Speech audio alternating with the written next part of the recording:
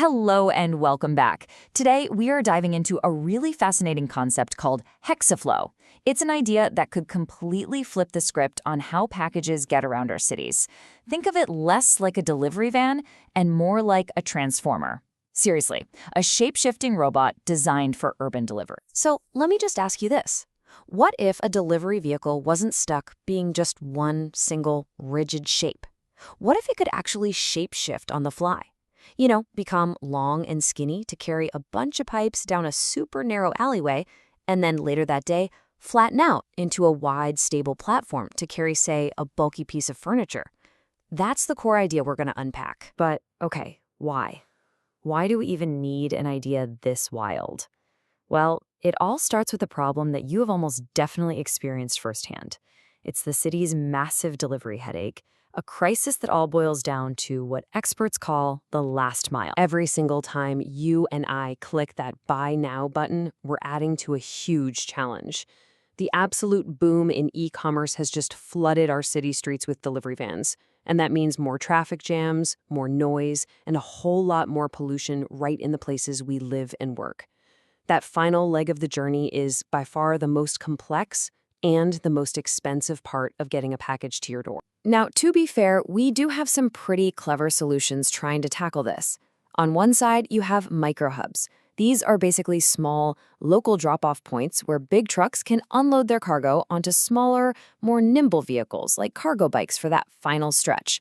And on the other hand, you've got micro-fulfillment centers, which are like tiny, hyper-automated warehouses plopped right inside a city to process orders and get them out the door incredibly fast. But here's the catch, the crucial point. Both of these solutions, as smart as they are, share the exact same weakness. They depend on physical infrastructure. They need space. Space for the hubs, space for the warehouses. And in any dense modern city, what's the one thing that's incredibly expensive and almost impossible to find? You guessed it, space. And this is where the story takes a turn. Instead of trying to change the city to fit our delivery vehicles, what if we could change the vehicle itself to fit the city? So let's introduce the star of today's explainer, the Hexa-Flow concept. Now, what's so cool about this, and what the original research points out, is that Hexa-Flow isn't some pie-in-the-sky idea made from scratch.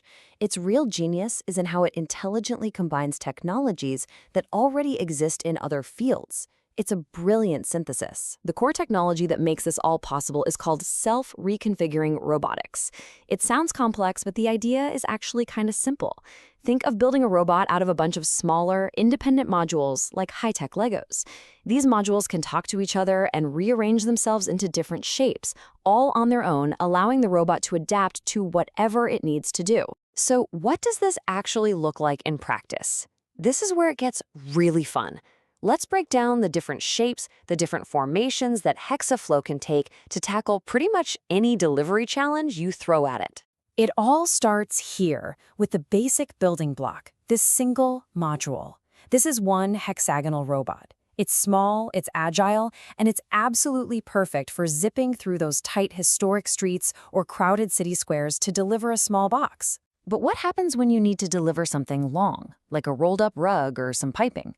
Well, a few modules can just link up end-to-end and form what they call the linear cluster, or, the train. It stays nice and narrow, but can suddenly handle those long, awkward items with no problem. Okay, but what about something big and heavy? A piece of furniture, a new washing machine? The modules can shift again, this time arranging themselves into a wide, flat hexagonal cluster. This platform formation gives it a super stable base that can securely carry those heavy, bulky goods. And then there's this, the most advanced form, which is just brilliant. They call it the snake cluster. This is a flexible, winding line of modules. So if there's a parked car in the way or a street vendor, the snake can literally just weave its way around the obstacle without even stopping. It's pure adaptability in motion. All right, I know what you're probably thinking. This all sounds amazing, but is it just a cool drawing? Is it just science fiction?